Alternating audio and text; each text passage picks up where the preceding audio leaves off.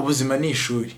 Gusa icyo ubuzima butandukaniyeho n'ishuri risanzwe ni uko ubuzima buguha ikizamini mbere y'amasomo, wamara gufata ikizamini ukabona kwiga amasomo.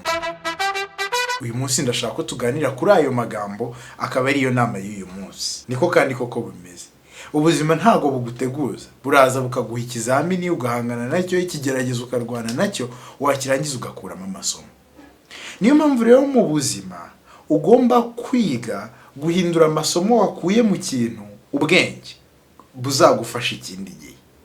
No kuvuga ngo ibintu byose uhura nabyo mu buzima buri cyari cyo cyose ukagerageza kikagerageza kukwigisha icyo uzakora ubutaha. Kugira ngo ibyo ngibyo byumve, reka nkuganirize ku rugero rw'umuntu n'umukobwa w'umunyarwanda yanditse igitabo cyitwa My Name is Life, yitwa Karen Bugingo. Uti se inkuru ye yagenze gute? Igihe yari afite imyaka 19 byabaye ngombwa ko ava mu ishuri. Yavuye mu ishuri rero yabaye iki? Yasanze arwaye kanseri. Urumva ko birababaje kubona umwana w'imyaka 19 arwaye kanseri.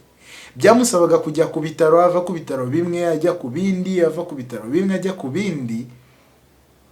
Urumva ko ntibyari bimworoheye.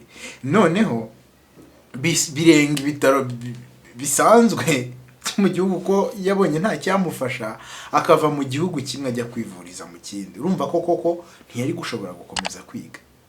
Yumvaga igihe cye kizaza atazi uko kimeze, kandi nyine urumva imyaka yari arimo ntago ari imyaka y'umuntu mukuru, ni imyaka y'umuntu uri mu gihe cy'amabyiruka. Yumvaga rwose ahangayitse. Gusa yakomeje kurwana na kanseri, arwana nayo. Akomeza kugira ibyiringiro, akomeza kugira courage, ashyiraho imihati, arwana nayo. Ubu ngubu ibyo byamufashije uzi cyari cyo. Igihe yandikaga icyo gitabo ngo My Name is Life, yari arimo avuga inkuru ye yuko yarwanye na kanseri. Urumva noneho ubuzima cya kizamini bwamuhaye yarangiza akabona kivuyemo, ari kugihinduramo ubwenge, ari gufasha abandi bantu. Nguko uko ubuzima buteye. Kuba ubuzima uyu munsi bwagufashe bukakunyuza ahantu habi, byikubabaza, gerageza urwane no kuhava. Numara kuhava uzabona inkuru ubwira abandi.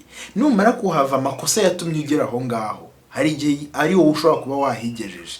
Nubwo buri gihe atari ko bigenda, bishobora kuba ari indwara wahuye nayo, ariko ibyatumye ugera muri iyo mimerere ubutaha uzashobora kubihindura, bizafasha abandi bantu. Niba niyo situation wageze mu bibazo wahuye nabyo atari wowe wabyiteye, bizatuma ubona uburyo ushobora gufasha undi muntu umeze gutya, agashobora kwihangana, akihanganira ibibazo. Ibuka, ubuzima butanga ikizamini, byarangiza bukaguha isomo nyuma. Ayo masomo rero jya ugerageza uyahinduremo iki? Ubwenge mu buzima buva mu bibazo.